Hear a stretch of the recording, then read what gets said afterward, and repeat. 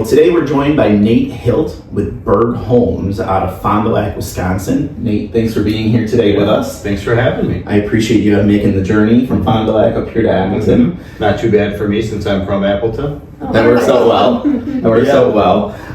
Well, Burg Homes, we're newer to Burg Homes, and we wanted to know if you can introduce us to what Burg Homes is all about. We're a custom general contractor specializing in residential construction. So we'll get into a little bit of light commercial, but primarily it's new home construction and upper end remodels. So we're not a track housing entry level builder. We're not set up for that. We're an upper end luxury builder. Is what we really specialize in.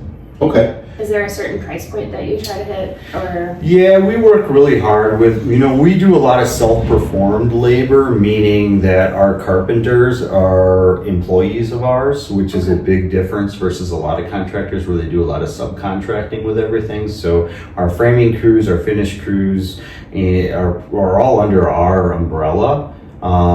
So I would say, going back to pricing, I would say we range probably on the lower end, $300 a square foot for new construction.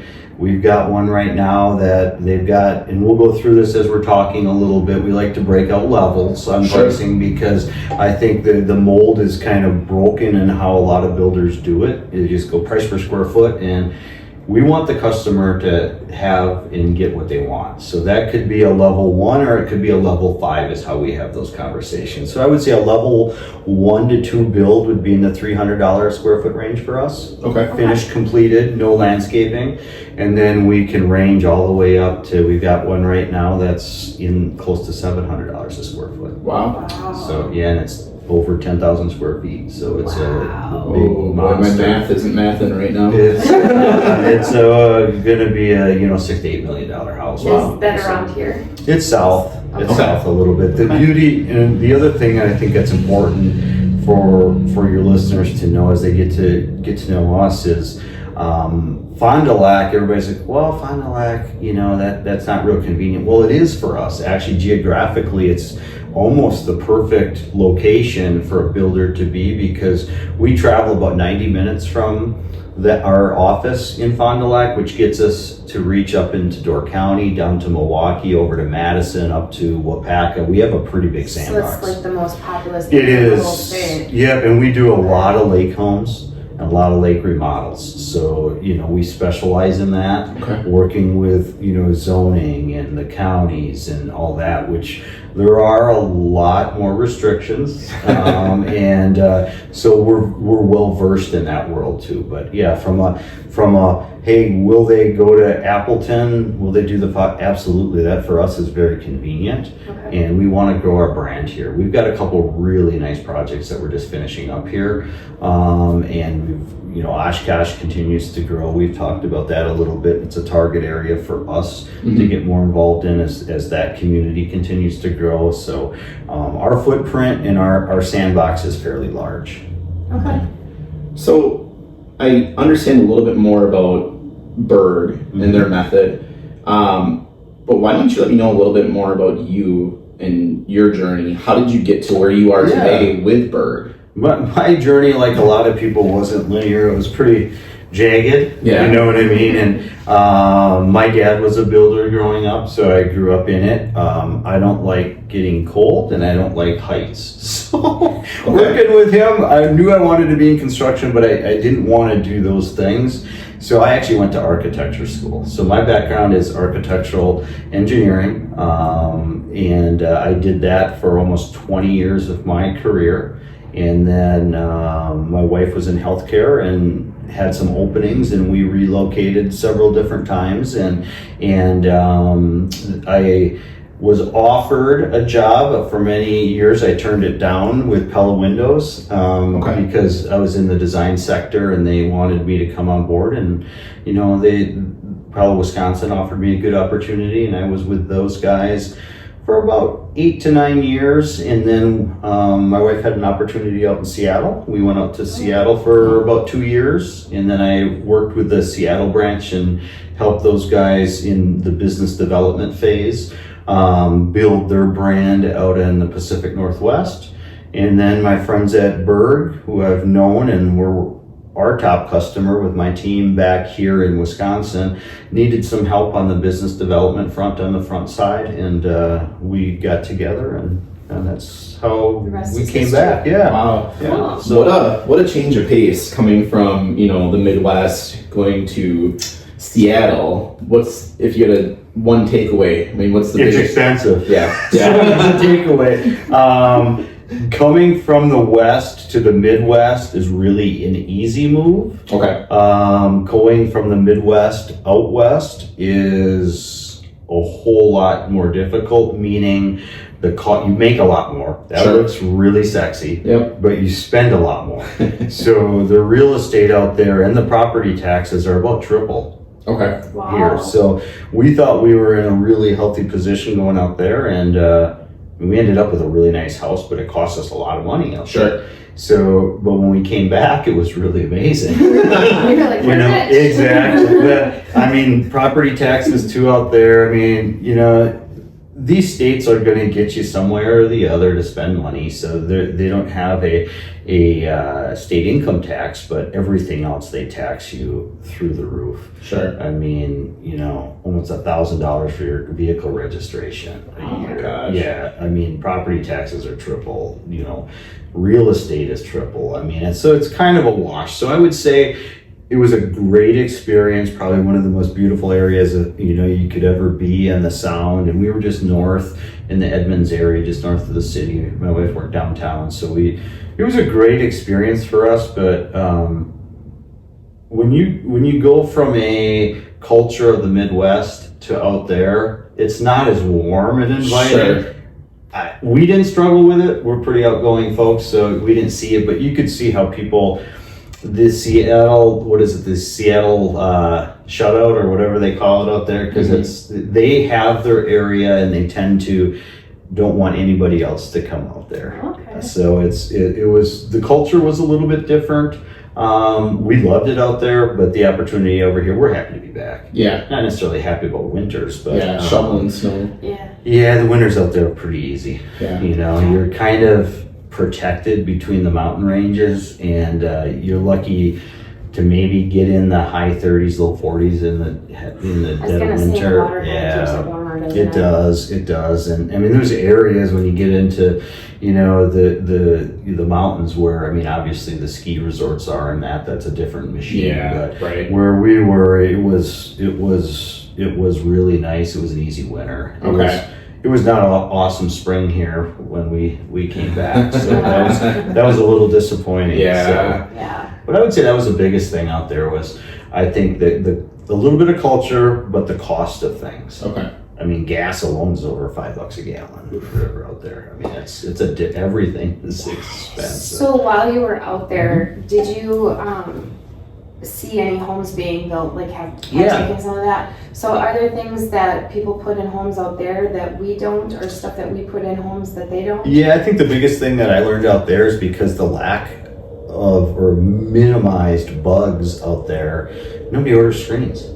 I mean, there's no screens out there. It's kind of like you see a California build. You won't see you'll see you'll see open areas, entertainment areas, no screens, because you don't have the bugs out there. I guess I never thought of And that. you would get eaten alive here. So I learned real quick, you know, the team educated me quick, because I'd be always, where's the screens, you know, and all our products for Pella, and we learned quickly that they weren't needed. So, you know, that was probably the biggest thing. I think trends out there, they're a little behind where we were. A lot of the building trends tend to start on the East Coast and migrate west. Yeah. So black was still, from a window standpoint, super hot out there. Where if you look on the East Coast, you're starting to see a lot of wood stains coming back. for interior, That's good news. yeah, so if you like wood, that's kind of cycling. I mean, it's elevated a little bit, the tones are a little bit different, but we always, from the building and architectural world, kind of monitor what's happening out east, and then we know those trends are usually coming east to west. How so long I does it think, normally take to get here? yeah, usually we see about a 7 to 8 year Really? design Wow. cycle. So of what's hot, wow. and and that's about right on, because we moved 7 years ago. It was okay. We're moving to all black, or black interiors, a lot of white trim. Really contrasting things. And that's still medium, I would say, for a hot, but what we're starting to see now in a lot of the homes that we're doing, wood is coming back, and interior woods, and, elevated profiles, different finishes. I hope to God, bright brass doesn't come back. And one of your questions, or shade carpeting, that stuff's not, but it's kind of interesting when you look at, what trends are and where they start and how they kind of cycle through. And if you go to IBS, you'll see a lot of that every year. That's the International Builders Show, and typically it's been in Las Vegas. You'll see a lot of the upcoming trends, and there was a ton. I didn't get to go this year, but just seeing some of the highlights, there was a ton of wood shown again, wood finishes, high-end flooring. That's kind of stuff is coming back again. So Okay. Nice. That is interesting. Yeah. Like, so the old remodels, hold on, don't remodel, Right, you know what I right. mean? It might be don't panic because I got a lot of wood in my house. It's starting to cycle again.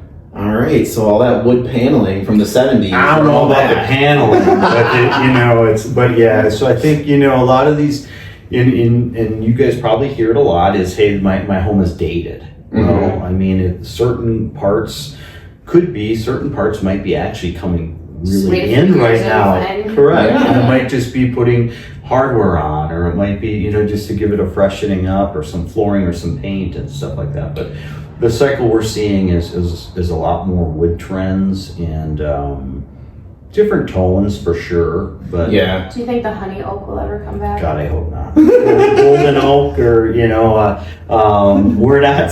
If it does, we'll go with it. But we're seeing a lot of different species: walnut, ash, a lot of stuff like that. But stained, not painted, and we're starting to see a trend switch again. Okay. Our homes are all over the board, you know what I mean? And we have a lot, because of the level of home we do. We typically have an interior designer that works with our clients and walks them through that process, because it can be overwhelming, Oh yeah, there's a lot. and we want that process to be smooth. So we let them worry about all the colors Yeah. and textures. Right. Yeah.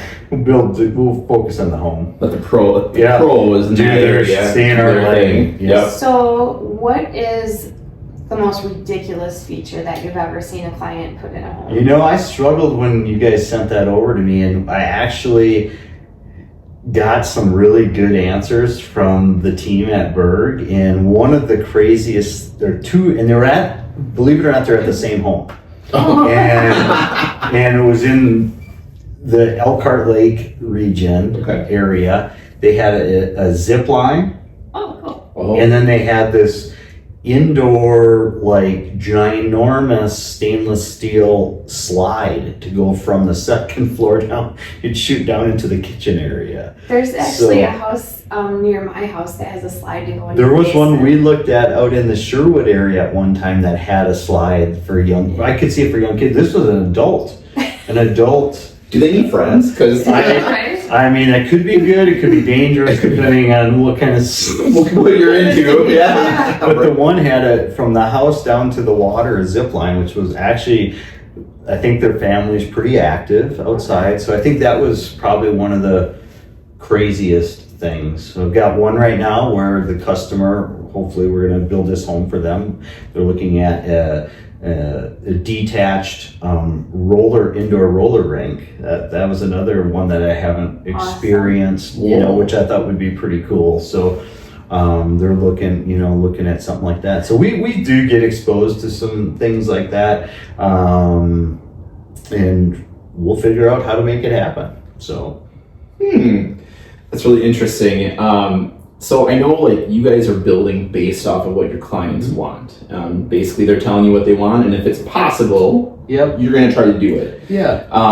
But you may have your own things that you like personally.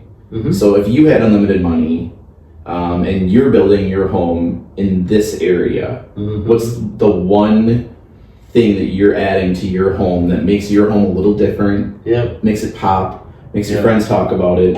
What is that one thing you're doing? What I personally, this is a totally different question, and the right thing to do is I'm a lake rat, grew up on the water, love the water. So if I'm not going to be on the water, I think just an extraordinary pool area. Okay. I'm talking, I mean, like the outdoor TVs, the tiki, the outdoor bar, that sort of thing. That's the jam that works for you. Us. Yep. Correct. And that's where I would probably, because it's also kind of one of those things that you've got to look at, your return on the investment of doing anything is horrible. Right. I mean, you're lucky to get 25 cents on the dollar, on a pool install. So you really have to be prepared that that's what you want. So I think that would be probably one of the frivolous things that I would do. Around the office, I asked the guys that, and there was a lot of, I'd put in a sauna, I'd put in the hot tub. It'd be that stuff that really, sauna probably is a better investment on the return, but the whirlpools and the hot tubs and the swimming pools and stuff like that, they're usually not great on the return on investment. Right. A lot of times there could be even a hindrance on the resale depending on if that's the goal. I get clients a lot that will go through a house with a hot tub and they'll be like, they're taking that away. I know, or they won't pay for it, and we personally experienced that. We put in a really nice pool on the lake, and we didn't get our money out of that. So it was, but it was amazing when you had it. Yep. So I think what I always tell our customers are, whenever you have ideas like that, they're all good, but you almost have to think of, okay, is it bettering my quality of life versus if this is a play for the return and I'm turning to burn it and make some profit. We'll guide them through that and help them, by all means, we want them to be happy, but we don't want them to have regrets to say, okay, we have to relocate and now we spent, I don't know, a couple $100,000 on this pool setup or more, and we can't get anything out of it. So that's obviously something you guys are walking them through. Absolutely. If they're saying, hey, we're planning on being here, we're on a 3-year contract or something. We'll walk them through finishes, we'll walk them through materials. We talked briefly before about value engineering. I know the conversation our team has with our customers when we know that it's a quick turn is probably getting more aggressive. We don't use low quality materials, but there's a huge difference in range of fixtures and everything from windows to plumbing to electrical. We really break it out into levels. So we like to talk with our customers like a 5-tier system so we can really hone in on where they're going with it to keep the budget intact. So level 1 might be entry level, more of a track home, goal, where a level 5 could be really on the high end, extreme, off the chain, just awesome stuff. So our typical builds are probably in the level 3-ish to 4 range, but very common for us, we'll do maybe a level 5 in a kitchen for finishes and that, because the kitchens always sell and they help sell a house.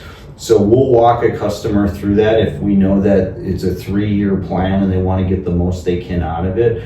We'll walk them into maybe composite windows versus clad wood. We'll walk them through, a siding option that's maybe more cost effective because, you're probably not going to get the huge return on the investment on certain things in that regard. So we'll really walk them through that.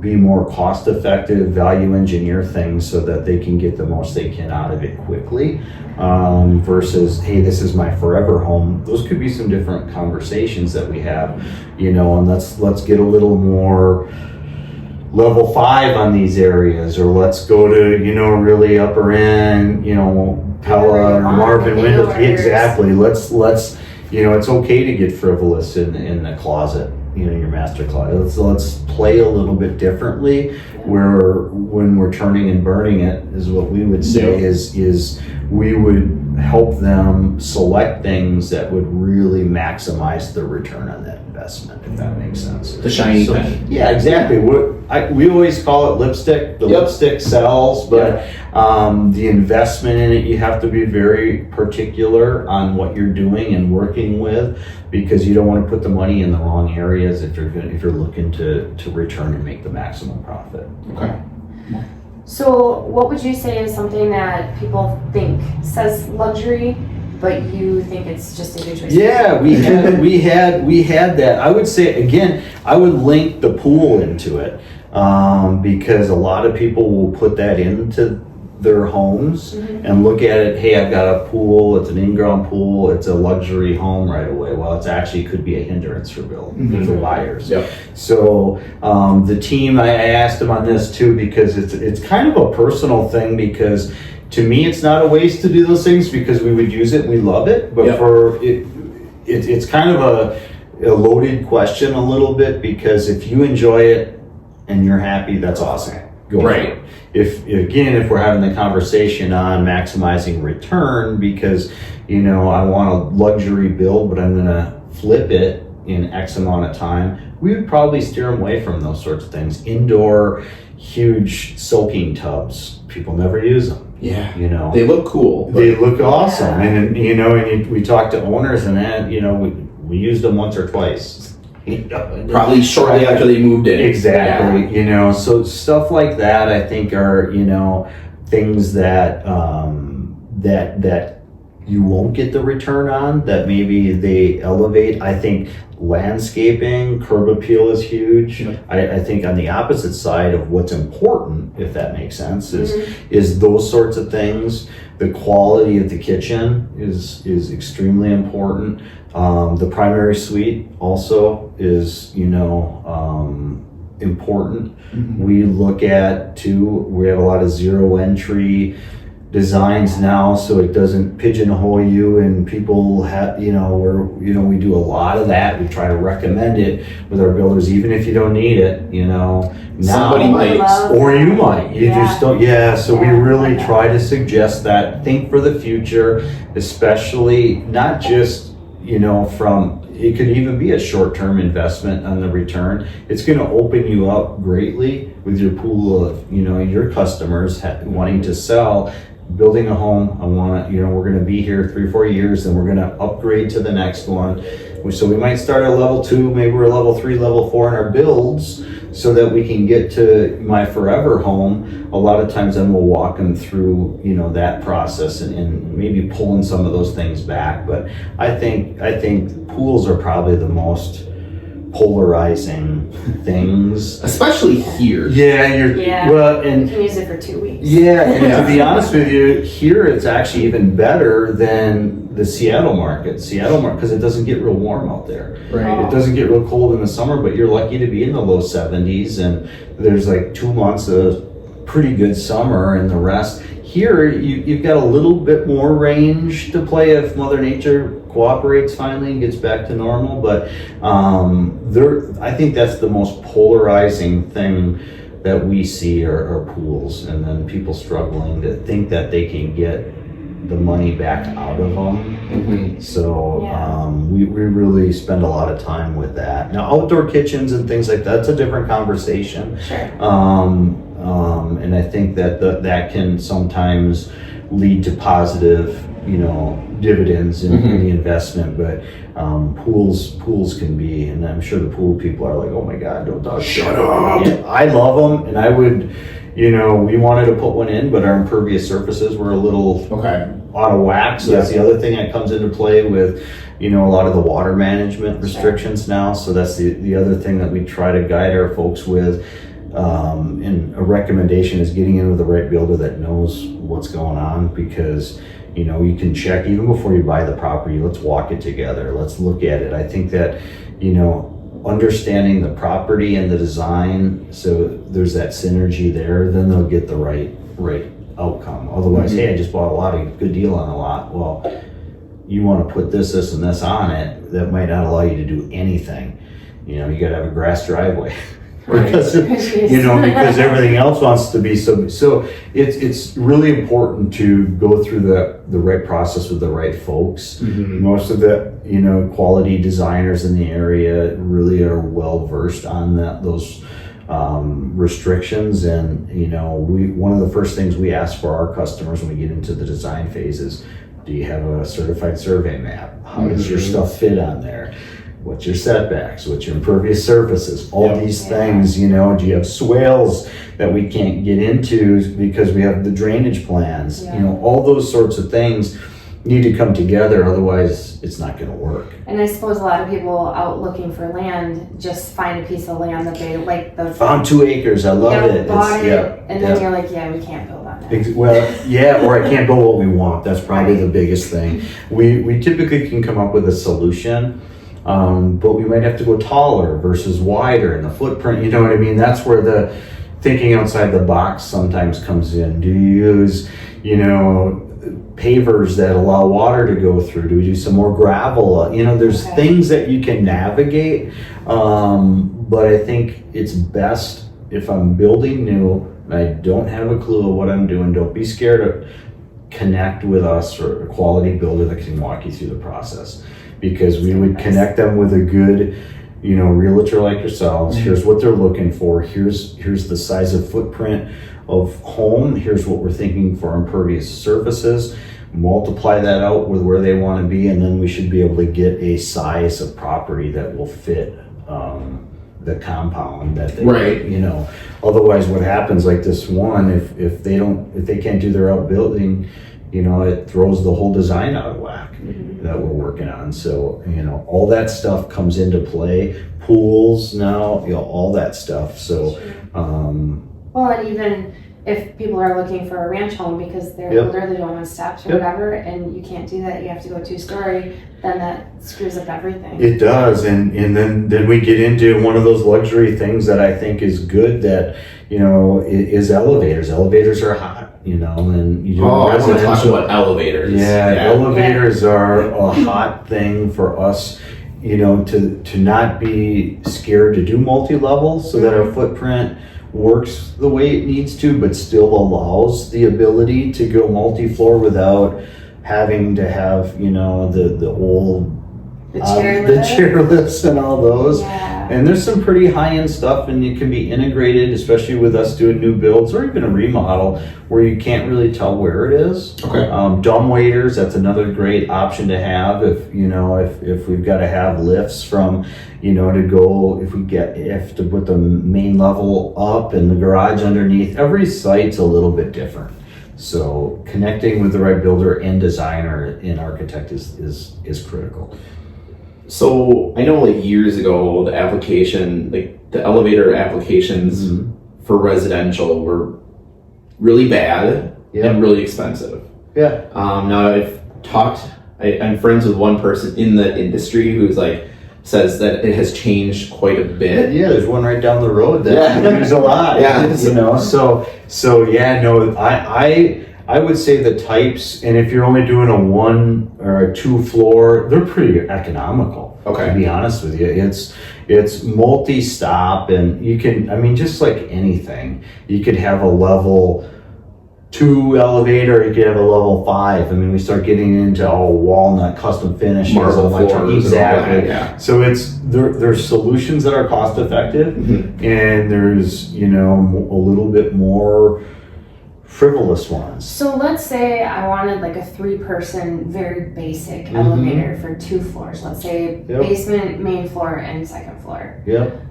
What kind of a price range am I looking at for that? Yeah, that's a really good question. Just something super basic. Yeah, I would say you're probably going to be in the $6,000 to $10,000 range. Again, that's really not bad. And that's what I'm guessing right now. Okay. If we stay in our, and again, don't hold me to that. Right. But what we typically do is we bring in then they can pick out what they have got going on. And if is it a multi enter on one side, exit on the other. There's a lot of things depending on, so if you can integrate it early and design it to be more cost effective, and then we can do some things with the floor framing and that, so that it minimizes us changing directions of joists or supports and things like that. You know, there's the one thing with buying the product, but there's another thing with framing it out and doing everything that's required. So I would say somewhere in that range, fully constructed, roughly in that range. And that would be adding, that would be incorporating that into a new build. That's not going to be coming in and renovating a home and adding that. You're going to have a lot more costs involved. Depending, because we're going to have some demo, we're going to have to pull some things down, we're going to have to make sure we don't have any mechanicals running where they shouldn't be. And, you know, that's where it can get really expensive. The heat duct runs, everything else, electrical, plumbing, everything is right where, usually ends up right where we want it to be. Elevator shaft. So that could be, you know, from a framing standpoint, it's probably, you know, not going to be too complicated for us. Our carpenters are really skilled. So, I mean, we'll pull a lot of times for us, it's easier to take all the, you know, the drywall off and look at and see what we have, because piecing it can almost be the same cost as taking the whole room off. Then we can see what we're dealing with. And put it in the way that it should. And then there might be some suggestions where we have to massage it and move it a little bit, and then you can really, there's definitely more complexities on a remodel than a new construction. So I just found out just a few weeks ago, I have some clients with a son in a wheelchair, and to do a chairlift from basement, main level, second level, and the stairs, like, basically were completely connected to go all the way up. It was going to cost about $30,000 to put the chairlift in. Yeah, I would have probably got a hold of Wapaka and got a price from them on the elevator.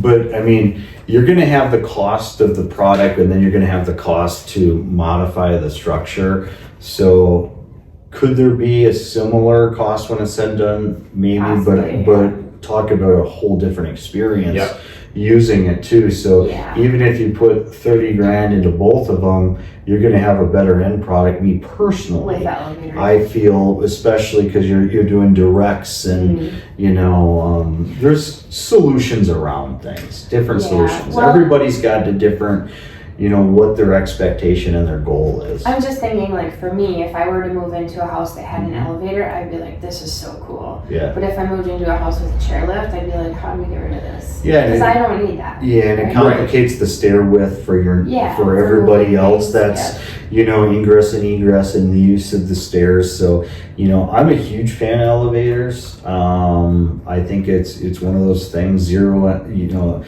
easy entry, zero entry homes, elevators, dumbwaiters, you know, things to get stuff where it needs to be, especially with us having more complicated sites.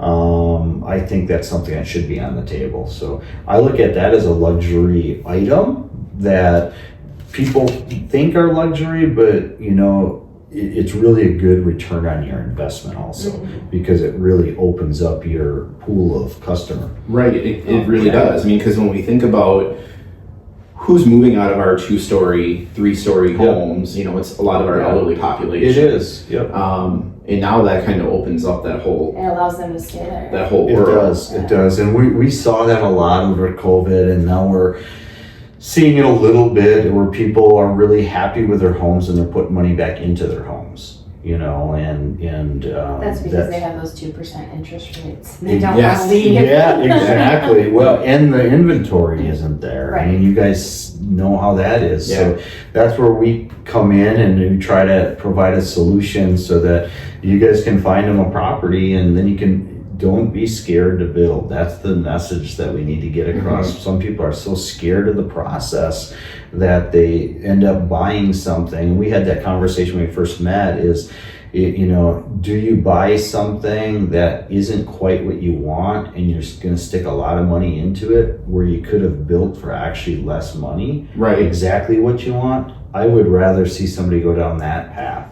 And I think a lot of it, there's, you know, some of the most stressful rated times in your life is, in home building and home selling and buying are at the top of the list for customers. It's like the third most stressful time of their life. I don't get it. I mean, That'd we be have worse fun. than buying a Yeah, house. exactly. It just blows me away. To me, I mean, we do this all the time, and for us, our team really enjoys what we do. And I think that is reflected through the whole process. Our process is pretty smooth and fine-tuned. It's building. You could have a couple bumps. We navigate them. Yep. But if you've got the structure and the communication and the collaboration and the synergy with the builder and the design team, it should be a really easy, fun process. It really should be. Well, I think it's just like that, having that open line of communication. Yep. And the worst part that people get stressed with, and that's why we've really moved to having conversations, is levels of homes. And levels of homes might not be through the whole home. We might have a second story that's a level 2 in finishes and fixtures, and we may have a kitchen that's a 4, and we may have an exterior area that's, maybe a 3. So we don't have to just say, hey, it's going to cost you $350 a square foot. Perfect. And it doesn't work like that. Yeah. I hate the price per square foot, but yet we have to qualify and use it so that we build the right size and design the right size footprint for the customer. But at the end of the day, most customers, and we work in a lump sum, not a lump sum, but a cost plus contract. I don't like lump sum contracts. I know a lot of builders use them. I like a cost plus. That's what we do. We're very transparent in it. And I think where we're going with the pricing and the levels is, if we can understand what the customer wants, those allowances are so much closer. I think one of the really stressful times for homeowners is, I don't know what I want.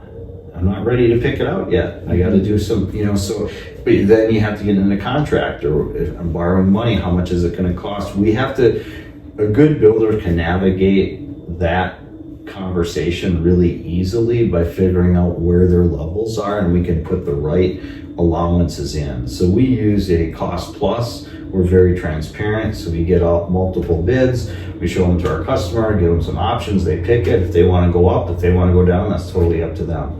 So, and then we just transparently show our general contracting fee at the bottom. I like that. That's kind of a la carte. You pick. It You want is. this. You want this room to be level I've been in 3. love with that particular flooring, and it goes up a little bit. Okay, I picked up some countertops, and I'm actually under a little bit.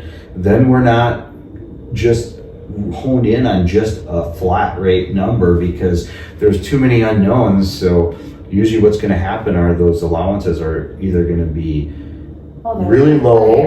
Yeah, they could go in, and the homeowner could be extremely frustrated because they can't pick out anything they want, because we're all a level 1 fixture. It's just entry level stuff, and their tastes are typically mid to high, most customers, and it allows them to get where they need to be without having the stress right away. Okay. So I think that's a big deal. Okay. So what do you feel like is one of the biggest mistakes that people make when they're building a luxury home? Yeah, luxury home. We feel it's the big soaking tubs, because they take up so much space, and they're never really used. Yeah. I think they get cheap in the primary closet sometimes, where we like to really, I think on a resale, we hear a lot, what level of effort you put in the closet really. It stands out. It does. I have a lot of clients that when we're going through houses, they'll open a closet and they'll be like, oh, the wire. Yeah. Wire frame. They're like disgusted by the wire. Yeah, exactly. And then the other thing that we really try hard is not to just, if you're doing, there's a lot of covenants in every area. So I mean, a lot of times everybody's just checking the box to get their, surfaces on the exterior, but we try to integrate product throughout the house. So it's not just, okay, the roadside, you've got, I've got some really nice stone or brick going on with a combination of different textures and materials, and then the back it's like the party's in the front. And then it's all just one side. It looks like 2 different houses. Yeah. And so we try to, because that can turn off, a potential if they're going to resell. Some people don't care, but we like to have that conversation. It's more of a design preference, and a lot of this stuff is personal preference. Mhm. It really is. We can help give guidances, but if somebody, it's really important to them to have a certain thing, pay for it. Be happy. I mean, Yeah. this should be a great process. But I would say, to answer it, I think, they miss on a lot of landscaping, the exterior. I think lighting is a big deal. Mhm. There's certain things, the curb appeal, how important that is Yeah. on this resale. So, Yeah. curb appeal things. I like to see, kitchens are where, if somebody asks me, where do I spend my extra money, it's usually the first answer is a kitchen.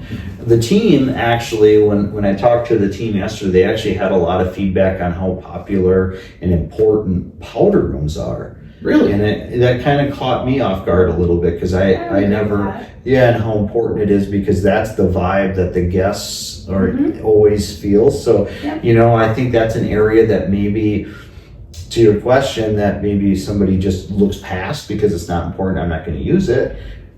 That could I'm not going to be use it, but all my guests correct. So it's a really, it's an area that I think that gets passed up on, that could be, and it usually doesn't take a lot to spice it up. I mean, we can throw there's some pretty amazing designers around that, can bring in some nice textures with some really high end. I think a big trend right now is wallpaper. I mean, just in the level that it's gotten to. Yeah. Those It's are not, moody ones. oh yeah, and Really textures. I mean, Yeah. the textures on how it almost, you can get some really cool looking stuff. So just to work with somebody, I think that's one area that the closets and especially in the primary and the powder rooms, where the team were like, we need to, we recommend that somebody puts a little more effort into it.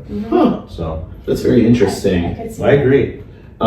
So kind of on that powder room note, or that detail, what's a detail that maybe some of your clients don't think about that's an added detail, a Burg detail that they're really glad that they have after? We are very particular with us doing our own trimming and casing. We do a certain knife cut on our baseboards. The way that we assemble our trim is different. The way that we cope everything. We don't use shoe in our at all. builds. We custom measure everything, and even if it's a semi-custom, very rare do we use a raw box cabinet. We can. But a semi-custom, or preferably a custom cabinet, a lot of times people don't realize a custom cabinet will cost very similar to a box cabinet.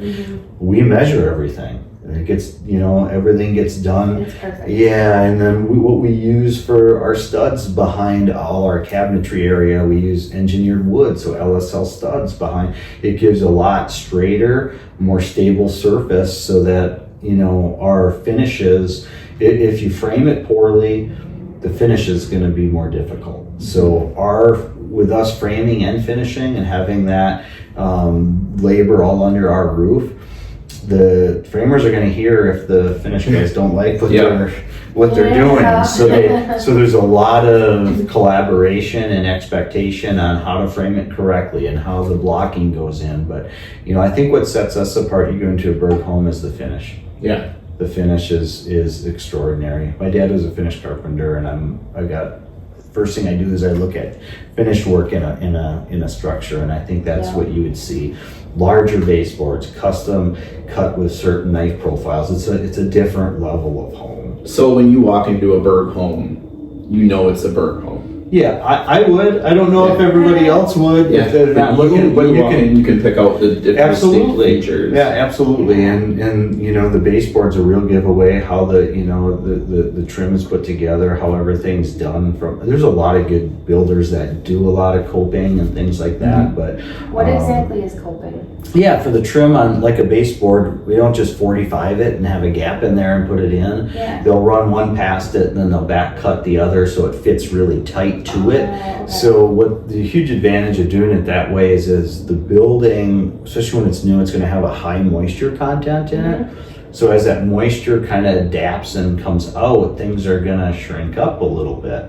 So what we try to do, and even on our ultra high-end builds, we'll even get the wood to a certain moisture content level before they even cut it and coat it and get it right. It'll adapt to the, because if it's higher than say a 30 to 40% moisture content, it's going to shrink significantly. Sure. So they cut it and then it's 45% moisture, it shrinks back down. Well, what happens to that nice cut? Well, everything.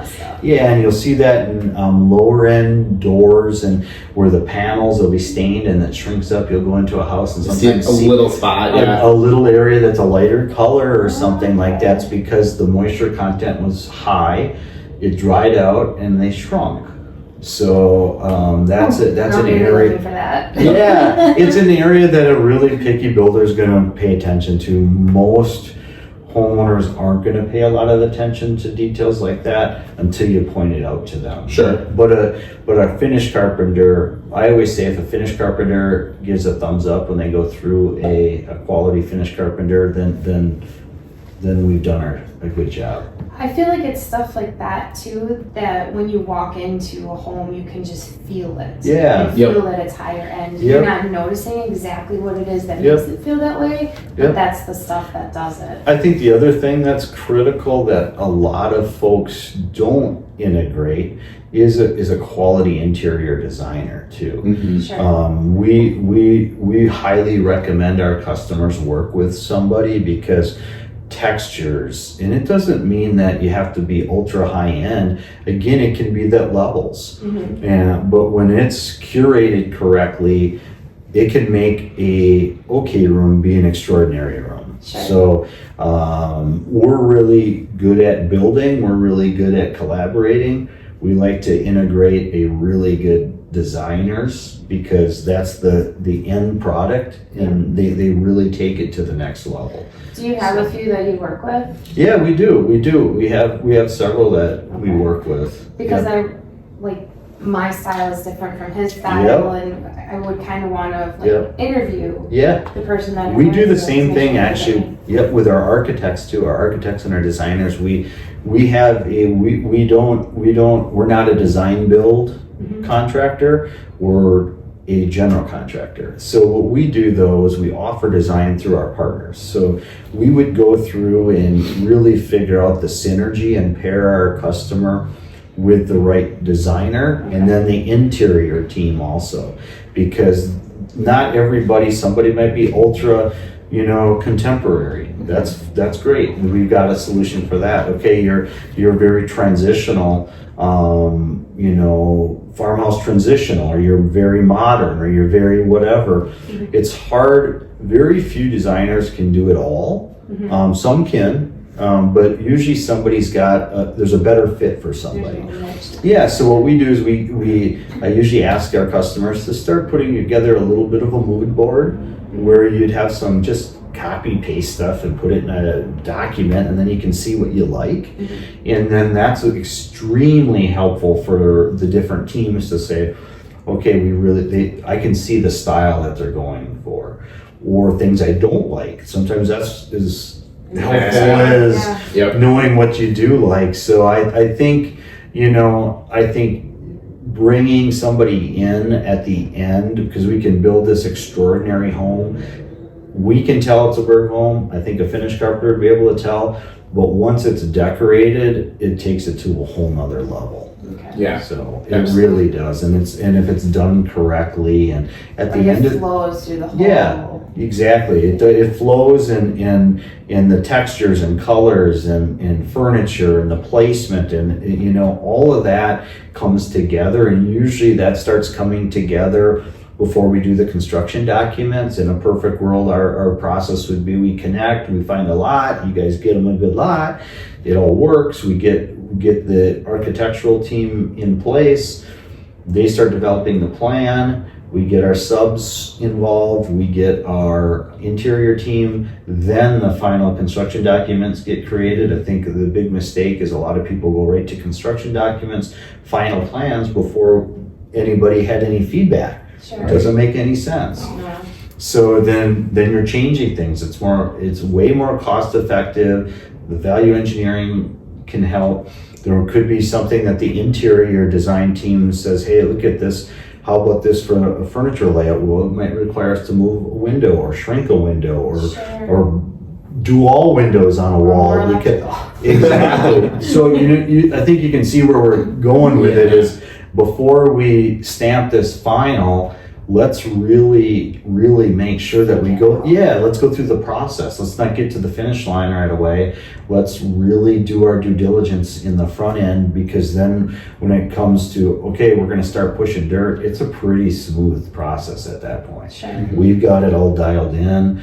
The room selections are for the most part done. It's not saying we can't make any changes. We'll do our walkthroughs, make sure, because sometimes when you see it, a lot of our teams, our design partner teams, do virtual reality now, which is pretty amazing. So you'll put the headset on, you're going to walk through your house. That's cool. It is really cool because my wife can't read a set of floor plans at all. Right. Well, it's hard to And it visualize is. that, yeah. There's some other technologies that we're looking and playing with right now where we can take a floor plan, you can project it, and do some things. And there's some Tony pretty, Stark stuff. it is really cool. So I think though, my personal preference is if you really are struggling with the plan, to connect with an architect or a designer that offers that service. The 3D VR, virtual reality is pretty amazing. Customer can walk right through their home and there's very little surprises. We haven't had hardly any should have done, I would have done this different if somebody's done that and walked through the process. Not everybody offers it.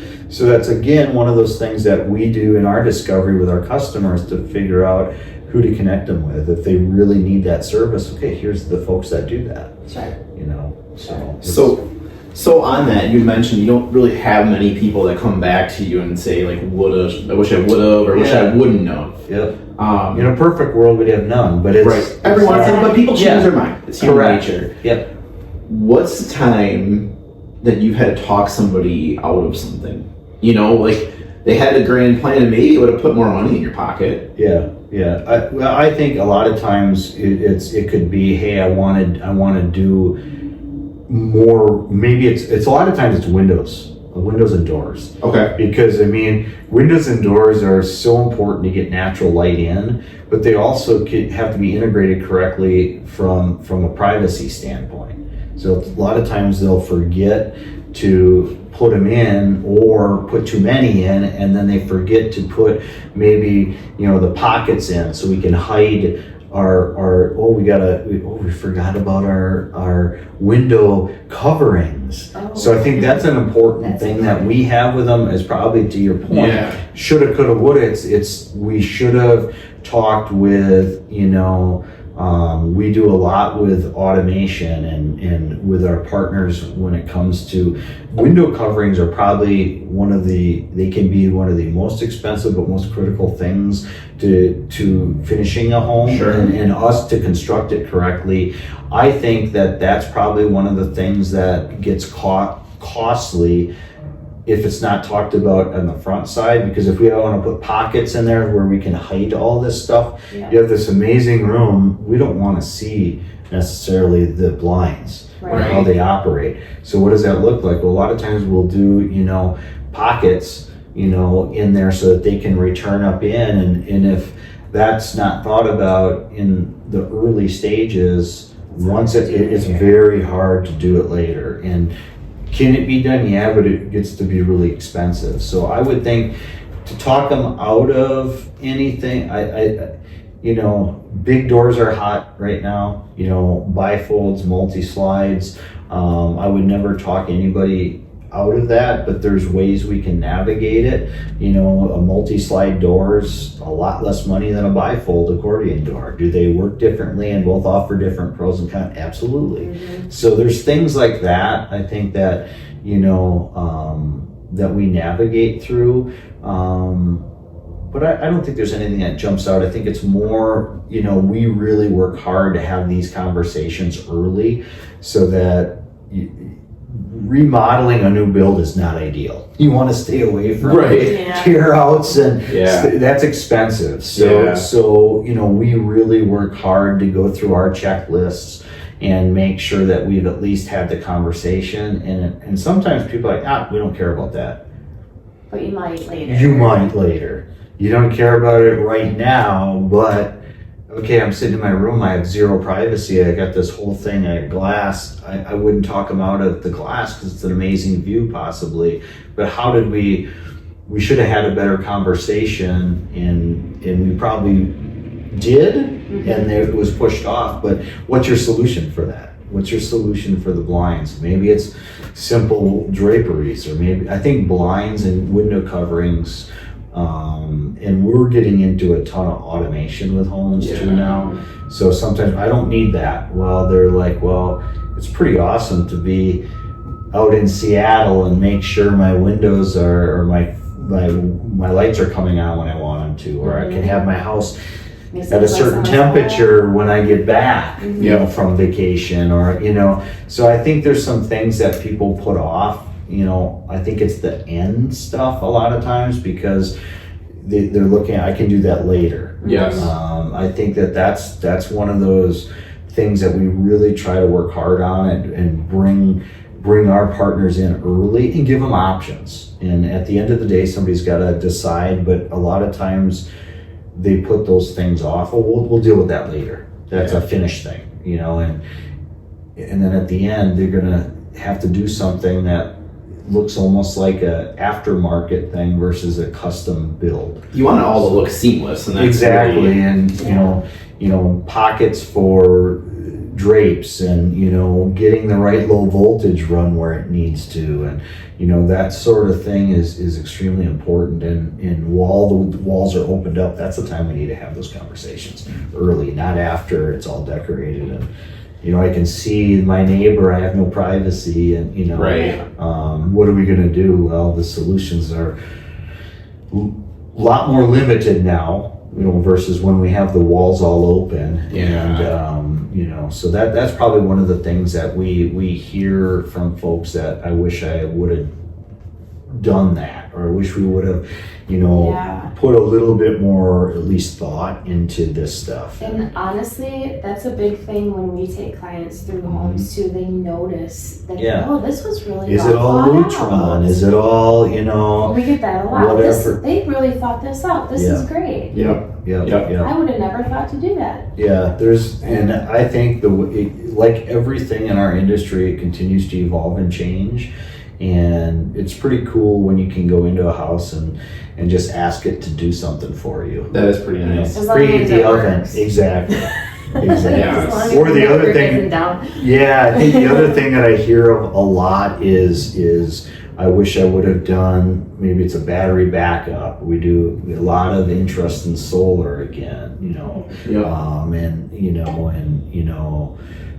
generators and things like that. A lot of times people put them off, and then depending on the area, in some areas just never lose power. We're really blessed, and power companies do a great job, but there's other areas that are a little more rural that you're going to be one of the last ones. Before we left, they had this, and I don't know if you remember seeing it, they had this bomb cyclone hit Seattle, and it was like 3 weeks that some folks were out of power in some of these rural areas because it's so heavily wooded. So areas like that, we would probably make a suggestion to the homeowner that, an alternate power source in case you do lose power and all of that good stuff. So there's, that's probably another area that, depending on where you're at, we would make the suggestion. And, but a lot of times, we don't need that. Yeah. And then you don't need it until you need it. Tomorrow's problem. Right. Exactly. So you knew that was an issue out there with people losing power for long periods of time. How does our local climate affect your design? Yeah, I think Wisconsin in general they're not as extreme and advanced as Minnesota is yet with the energy codes, but you can build a home to code, and you can build it above code, and we tend to be extremely above code because we feel it's money well spent. So I think where I would go with it would be the extremes of HVAC is probably the biggest, insulation and heating and ventilation. You can't really build a home too tight, but you can not cycle the air correctly mechanically, and there's different ways we can do that. Code allow you to do some things with ceiling, bathroom fans and exhaust fans and things like that, but we do a lot of air-to-air exchangers. We do a lot of things with humidistats. One of the questions we ask our clients, do you have a lot of allergies? Air purification systems. I mean, our HVAC partners are extraordinary at navigating that. But I would say the biggest thing around here is thermally breaking things and making sure it performs correctly with the envelope. There's not really a lot of complexities with the ground and the soil conditions around here. Yeah, we could get into a little, not like some areas where you get into having to blast and stuff like that because of the rock. We have some heavier soils in certain areas, and we can navigate that. I mean, and that's just really doing the right things with the foundation and weeping the footings with the right drain tiles and waterproofing correctly, and getting the sumps put in and backing that up with battery backups, things like that. So you really got to be proactive in that regards. But I would say the biggest thing is the extreme heat and the cold. That's probably the biggest thing that we spend time on from a building science. Water to us, and any good builder, the biggest concern is water, and maintaining water and keeping water out of the structure. And we do a lot of rain screening and things like that, and get it so that we like using a product called CoreVent, so it can if water did get behind your exterior cladding or siding, you can always get out of that cavity and always be prevented from. We're a DuPont certified Tyvek installer, so all our customers are protected with the DuPont warranty, which is huge. Because it's a peace of mind from a water standpoint. But there's some pretty cool new products with liquid applied, membranes on the outside, and different things that we integrate depending on if we're right on the bay and we're going to take a beating, and maybe our design pressures on that wall elevate because of the type of product we use, might change depending on, I think the lake shore is a little different conversation, because back in the day I had one home that had the whole place kept getting sandblasted because the wind would kick up. You would never think about this, but it took a beating so we try to be proactive on the exposure on that, because we don't want them to come back to us. We want to build them a lifetime home, and if we put a really lower end, whether it's a window or door that cannot withstand those design pressures or the elements that are getting thrown at it, doesn't do good for anybody. So I think that's probably wind and water. I think is, from a building science standpoint, is at the top of our list. Performance obviously is high, but we're a big building science builder. We like to know what's up. We're not necessarily going to get on board with everything that's brand new. We really don't want our customers to guinea pig. Let somebody else guinea pig. Yeah, we watch it, we let it get proven, and then we implement it. So it's but I think those are the biggest critical areas that we navigate when it comes to the mother nature and the elements. That makes so Burg being a luxury home builder, when I think luxury homes, I've always just thought $1 million, but $1 million today isn't what $1 million used to be. An average home is 3,000 square feet around here. If we're at 400, that's 1.2 million for a standard level home. That's a $400 square foot. That's probably an upper mid home. So to your point, it doesn't get you as far. We learned the sad truth when you went out to the Pacific Northwest. What are you gonna have for $1 million? Really? That's not you'd be lucky. So it's I think when we have when we have those conversations with folks, there are different tiers of building. Can we build a $750,000 home? Yes. Size, complexity, the amenities, the finishes, all those, everything has to come together to get into that range. Most of our builds and the desires and the amenities that our customers are looking for, we're probably closer to that 320 to 450 a square foot range. So, you know, if you've got a 4,000 square foot house at 1.6, yeah, right? I mean, it's right there. Yep. You know, it's, and we are very transparent on that, and we have those. They shouldn't be dirty conversations, but at the beginning, you have to have budget conversations. Yep. And none of us like price per square foot in the industry, but it's a qualifier so we know where we need to be from a design standpoint. Yep. And then the other part of it that's critical that we do, I don't think a lot of other builders, is tiering and putting a level of what those selections look like. Because if we know changing it and making it smaller, they've got a large young family, they're only going to need more space. So maybe what the suggestion is that we have the ability to grow. So maybe the basement's unfinished to start with. Maybe we do some great rooms up high.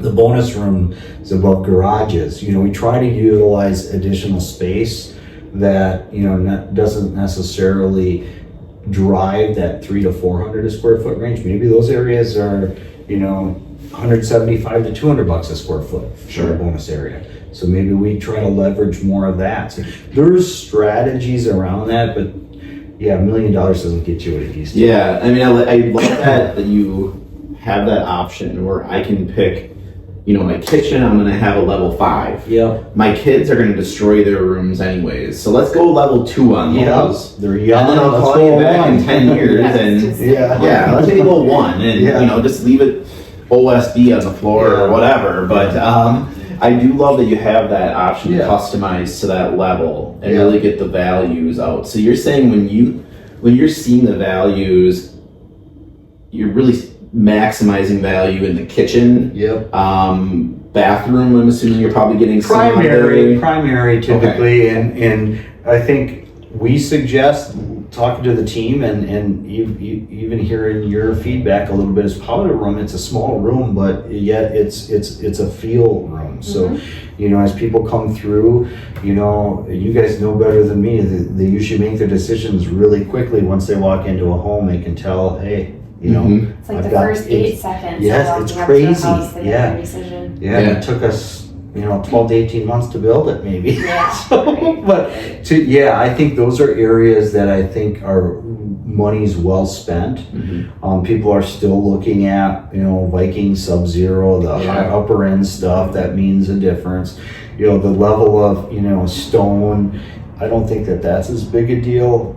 If it, you know, are we granite in there, or we quartz or whatever? I don't think that's as big a hindrance anymore as it, you know, once was. As long as it's solid surface. Exactly. I think they're okay with it. Yeah, and you know, and try to be, you know, really neutral on the pieces that can't be replaced, like the cabinets. And sometimes people like to throw their colors and splashes, and do that in areas that are easy to change. The walls, you know, paint, you know, the permanent things. Try to stay neutral. The built-in things, your interior doors, your casing, you know, those sorts of things. Your windows. Try to be fairly neutral on those, and then let your designer go crazy on the other stuff, the easy stuff that we can swap out.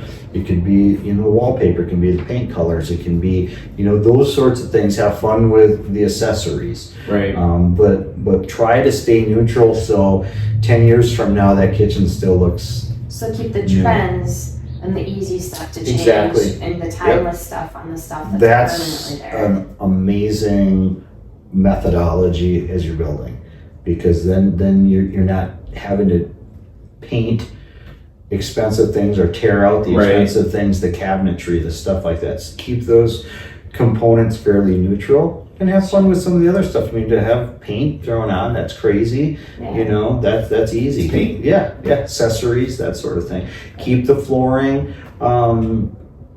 you know, I'm a big luxury vinyl planks have come so far.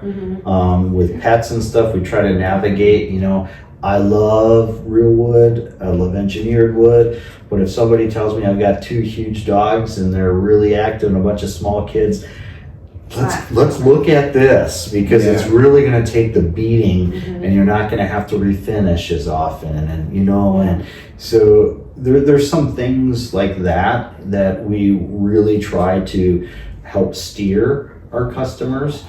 Because sometimes people right away, you know, well, I don't want faux this, or I don't want this, but I think when they actually see it and touch it and feel it, they're pretty happy with it. Yeah. So we just did new flooring in our house not too long ago with the luxury vinyl plank or whatever. And we have 2 boxers. Oh yeah. And they like to do the Scooby-Doo, you know, where they try to get run traction. Yeah. And I can't even imagine what our floors would look like if they were real wood. Yeah, it would be horrendous. We've got black floors in our current home now that are real wood, and they show everything. Oh sure. So it's you know, and not that it's just different, you know, and it's a beautiful wood. But we had our previous home, we had a lake home, and we had luxury plank in there, and you could take a beating. You would never, you can't hurt it. 25-year warranty. And it just takes the abuse, and it looks good now. 10 years ago, it didn't look good. It looked like somebody printed it on an inkjet printer. Exactly. So it's like this piece of paper. Yep. And we'll do a lot of things like that, where we might do like a, you know, like some sort of acid wash stain on the concrete and stuff. You know, hey, let's keep the cost down. And down in the basements, we'll get creative like that. The other area I think that people, I'm kind of going back to that one spot where you would like to see people spend a little bit more effort, garages.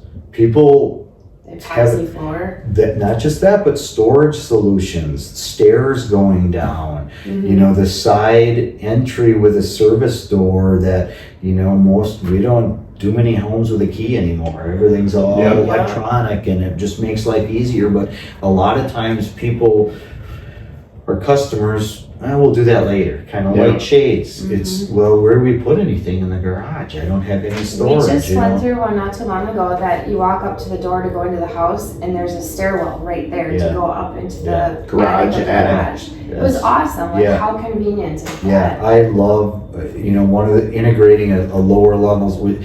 That's the one thing here that you didn't have a lot out west, are basements, and integrating that lower level space. And because we have to have our frost walls anyway, that's very cost effective space, because we've already got a stem wall. To go full wall, that's cheaper space in the basement, so we can use a lot of that. So you can still have your tall ceilings. Yeah, and things that are going.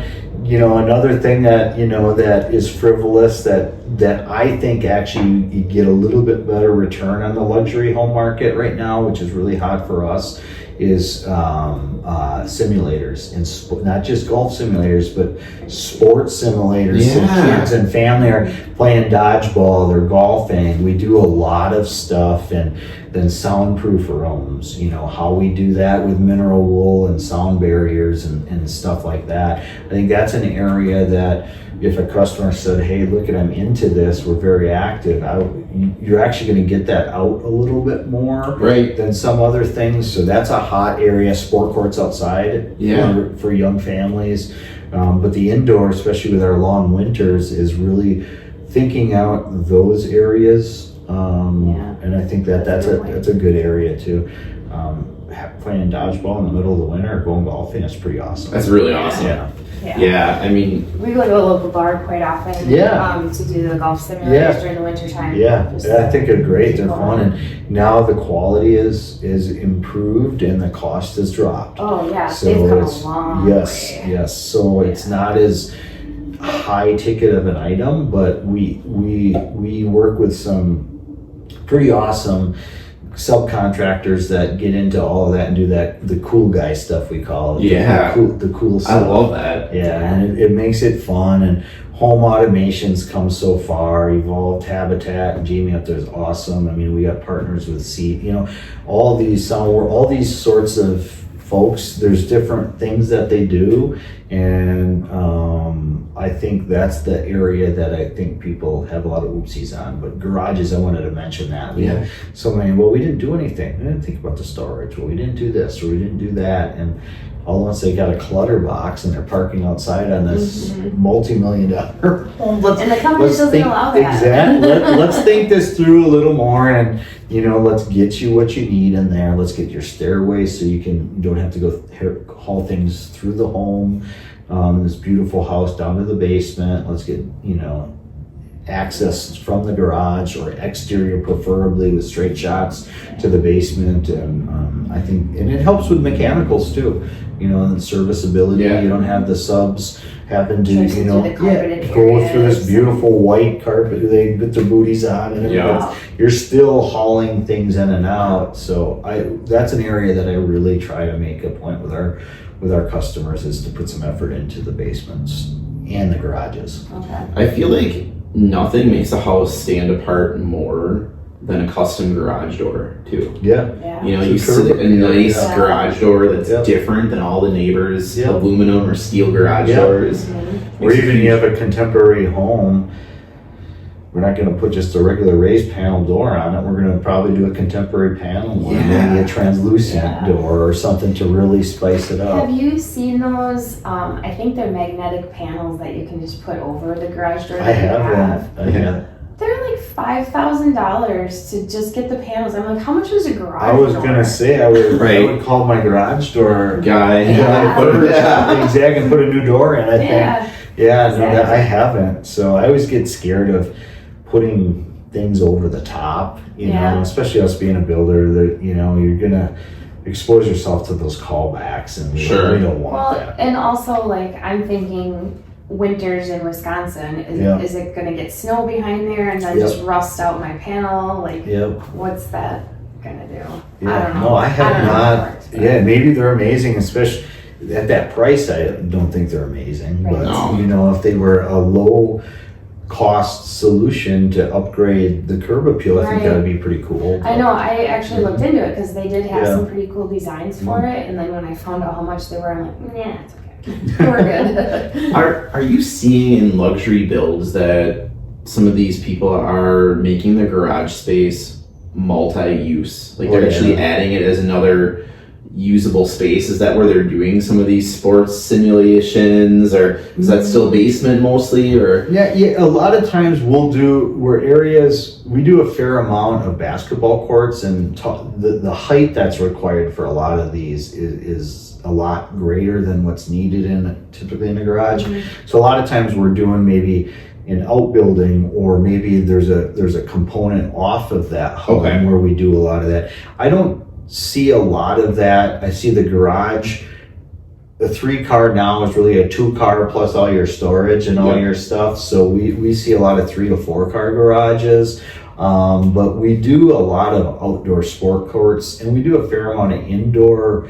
I would say the exercise is integrated. Exercises rooms are huge for us. We do a ton of them typically in the basement. And then we really spend some time at our sound deadening, because there's nothing worse than having the exercise right below your primary and somebody's working on cranking the tunes or the, and you can't. Exactly. So we really think through that and how we insulate the floor, even powder rooms, bathrooms. Our standard is to insulate those walls, maybe use a sound barrier product, which is a Homosoap board that we would line it before we put our wall finish on. It really deadens the sound. Sport areas where golf simulators will probably integrate some acoustical panels to help absorb sound and really suck that sound in so that it doesn't echo. Somebody hits a driver, you can hear it throughout the whole house, and that's, or even the neighborhood. Exactly. So we spend a lot of time on that, but I haven't seen a lot of that. Wisconsin garages are such a critical part. What I have seen though are, I would say 75-80% of our garages are heated. Whether we're doing a hanging heater, which is the most cost effective, or a hydronic in the floor, because it's been a long time since we built a home that doesn't have a heated garage.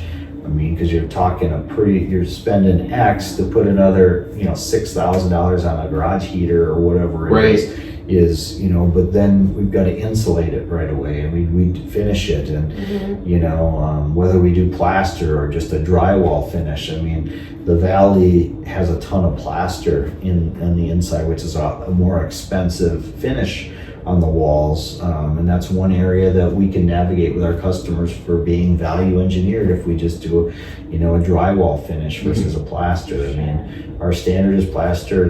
We feel it's a top-notch finish, but it's more expensive. But drains in Wisconsin garages, necessity.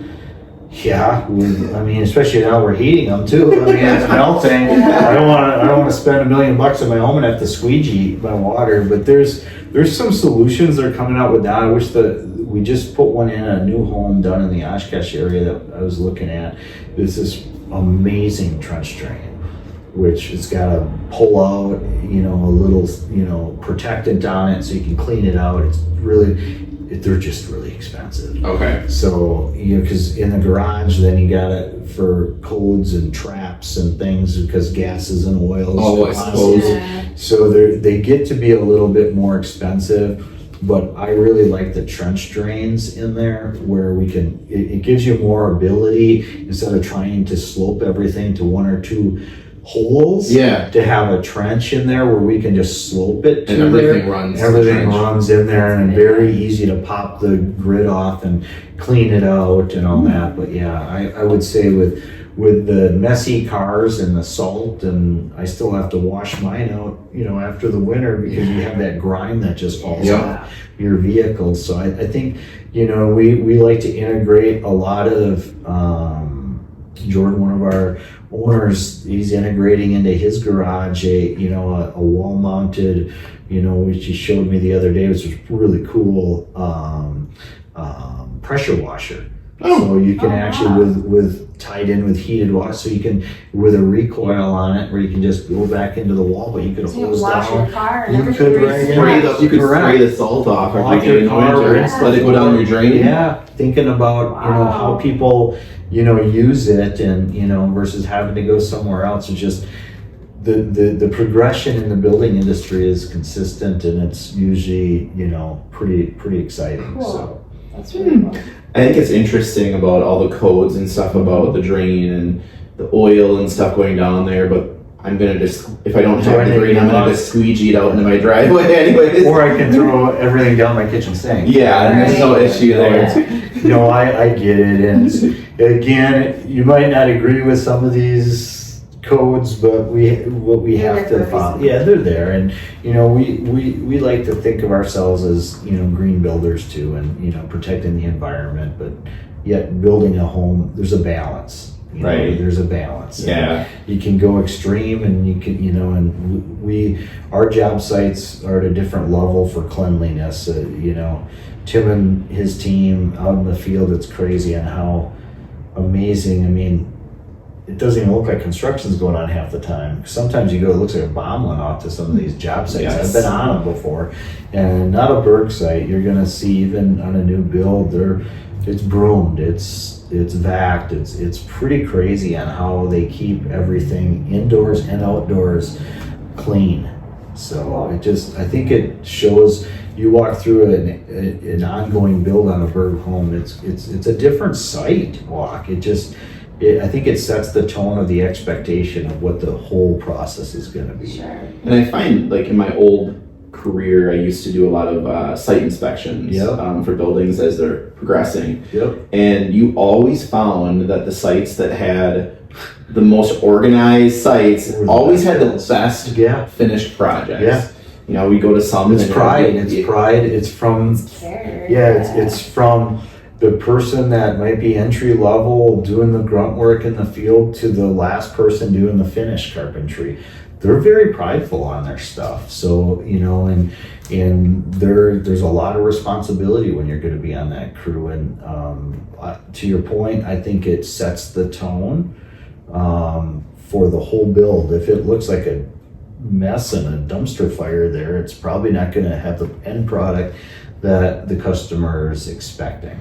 Right, and I always think of it too, like there's been some I've gone on and it's just like, it's a dumping site for all of their like quick trip wrappers and their bottles and stuff. And I always, yeah, and Pick it up later. Yeah. and I'm just always thinking, what if I'm the homeowner and I decide I want to come and just check it out and see the progress, how would that make me feel?